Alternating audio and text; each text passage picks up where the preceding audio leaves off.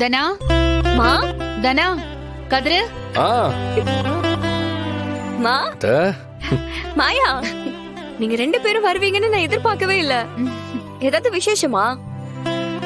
என்ன மாயா laptop bag எல்லாம்? கேள்வியும் நீயே பதிலும் நீயே வா. எங்களை எங்க பேச விடுற? ஐயோ சாரி. சரி உட்காருங்க. பாய போடு. இதோ எடுக்கிறேன். இப்ப சொல்லுங்க. ஊர் தலைவரா பெரியப்பாவோட பதவி காலம் முடிய போகுது. அதனால அவருக்கு ஒரு பாராட்டு விழாவை ஏற்பாடு பண்ணிருக்காங்க. கலெக்டர் மந்திரி எல்லாம் வராங்க. அன்னைக்கு வர கெஸ்டுங்க, அப்புறம் நம்ம ஊர் தலைவருங்க, ஜனங்க, இப்படி எல்லாருக்கும் சாப்பாடு போடுறதா ஒரு ஏற்பாடு. அந்த ஆர்டரை ஒரு நல்ல கேட்டரிங்க்கு கொடுக்க போறாங்க. அந்த கேட்டரிங் ஆர்டர் கிடைக்க உன்னையும் கொட்டேஷன் கொடுக்க வைக்கலான்னு தான் நானும் பெரியம்மாவும் வந்தோம்.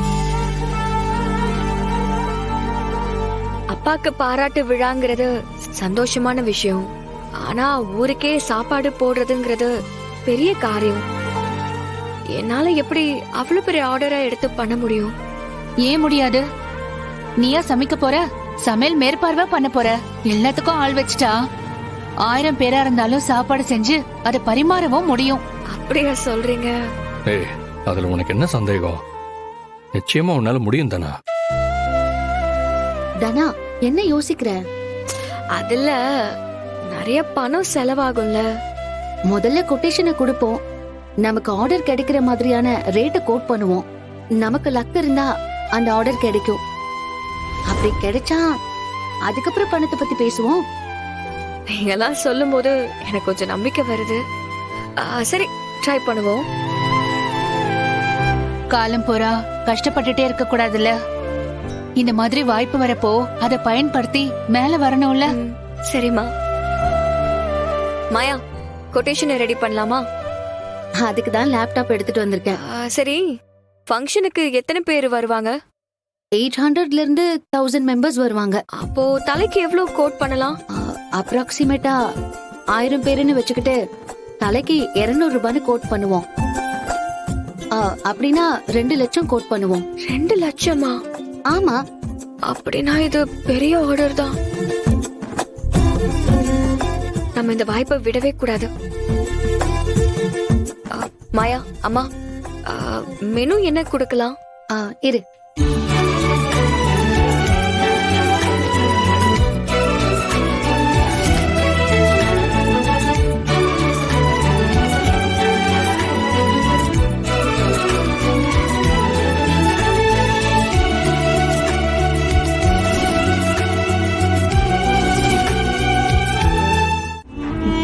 அதுதான் ரகுராம் வாழ்க்கையிலேயே கடைசி பாராட்டு விழாவா இருக்கும்.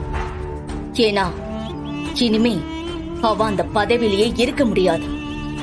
இருக்கவும் விட மாட்டேன். போன தடவை மாதிரி இந்த தடவை தோத்து போக மாட்டேன். கோடி ரூபாய் செலவானாலும் பரவாயில்ல. எவனையாவது கொன்னாவது இந்த தடவை எலெக்ஷன்ல ஜெயிச்சே தேருவேன். எலெக்ஷன் விஷயத்தை நீங்க பாத்துப்பீங்கன்னு எனக்கு தெரியும். ஆனா நான் சொல்ல வந்தது,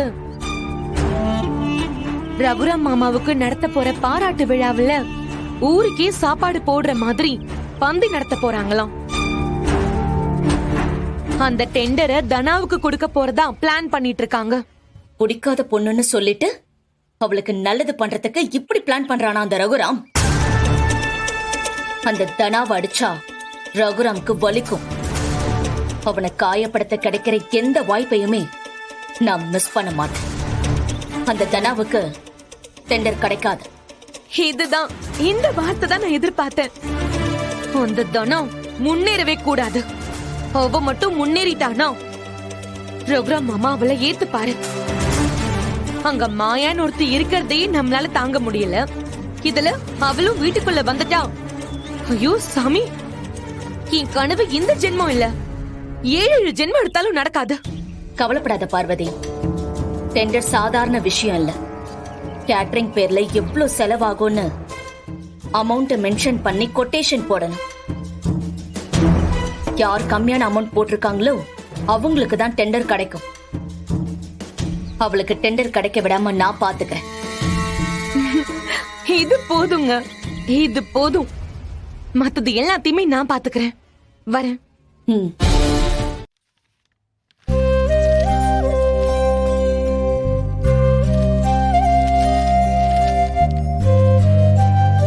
பெரியப்பா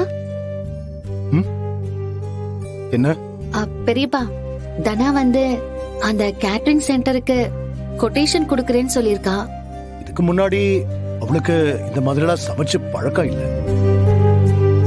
ஏங்க, நான் கூட இருந்து எத்தனை பேர் சாப்பிடறதுக்கு எவ்வளவு காய்கறி தேவைப்படும், எவ்வளவு மளிகை சாமான் தேவைப்படும், எந்த பொருள் எங்க வாங்கணும், யார்கிட்ட வாங்கினா காசு கம்மியா இருக்கும்னு எல்லாமே சொல்லி கொடுத்துட்டு தாங்க வந்திருக்கேன்.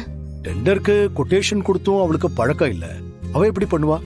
டெண்டர் ஃபார்மை எப்படி ஃபில் பண்றதுன்னு நான் சொல்லி கொடுத்துட்டு தான் வந்திருக்கேன் பெரியப்பா. சரியான அமௌண்ட்டுக்கு 2 லட்சம் தான் கொட்டேஷன் கோட் பண்ணிருக்கா.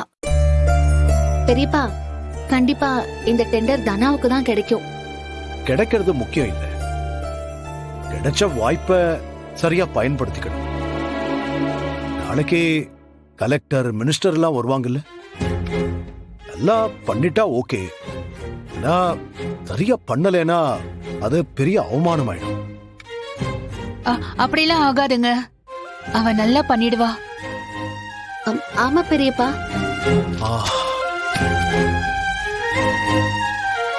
எல்லாத்துலயுமே ரொம்ப விளையாட்டா இருந்தா வாழ்க்கை ரொம்ப சீரியஸ் ஆயிடும். ஆனா முக்கியமான விஷயங்கள்ல சீரியஸா இருந்தாதான் வாழ்க்கை சந்தோஷமா அமையும். ரொம்ப கவனமா இருக்கணும். இருப்பா பெரியப்பா.